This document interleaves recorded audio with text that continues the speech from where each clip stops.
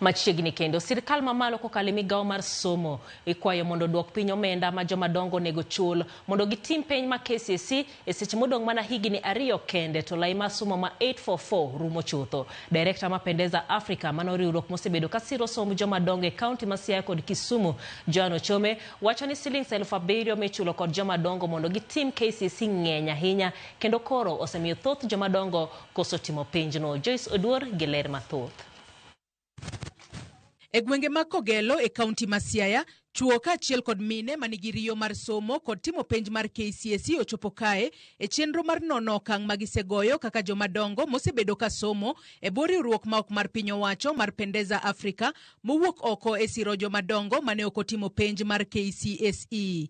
Kata obedo ni gin kod riyo mar timo KCSE, Director mar kar tiegruogno Joan Ochome wacho ni omenda ma sirkal oketo mar ndikruok ne timo KCSE ni malo ahinya, gino momiyo thoth jomadongo koro ok ndikre ne timo penj kokwayo sirkal mondo yie oduok piny omenda no. Joma ok onyalo ng'eny kabisa tiyudo ka jogi onge pesa ma ginyalo dhi godo e skul, to sani kaka pesa no mede, chon chande ne en ga siling 5,600 to sani omede nyaka 7,200.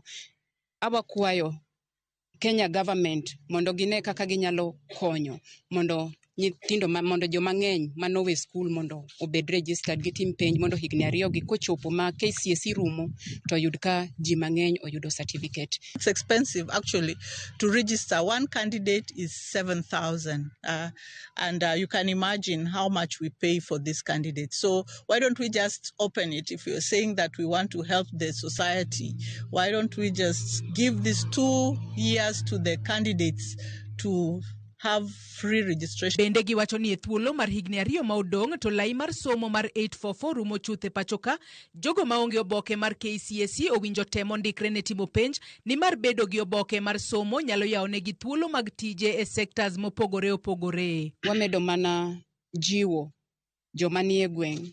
Wadong' gi higni 2 kende to KCSE rumo. Wabebet gi nyithinde dhoot. In gi nyathi monego bed ni timo penj kata bed mana ni nowe form 1, form 2, form 3, form 4. Sani dhot mora mora kidhi duong'o tidwaro certificate, kata bed mana yuecho, kata med mana go dasta e office mora mora, idwaro certificate. Wadong' gi higni 2 kende to KCSE rumo. Wakwayo ni mondo umany Pendeza Africa kama nitie, wan bende wamedo lando Pendeza Africa kaka organization makonyo joma ok onyalo mondo tim penj. Moko kuom jomadongo ma osesomo kendo timo penj mar KCSE e bwo riwruogno kotelnegi kod Juliet Akinyi oduoko erokamano ne riwruogno ka giwacho ni thuolo mar somo mane giyudo koro osemiyo giyudo tije e sectors mopogore opogore. Nonyisa ne Juliet, inyalo dok e skul bitim penj mari. Na yie nikech na agombo mondo mi atim penj nikech noka aweyo skul e hero mara, but ne en kolure gachiel 2 3. Na yie na bet penj badhi atimo penj.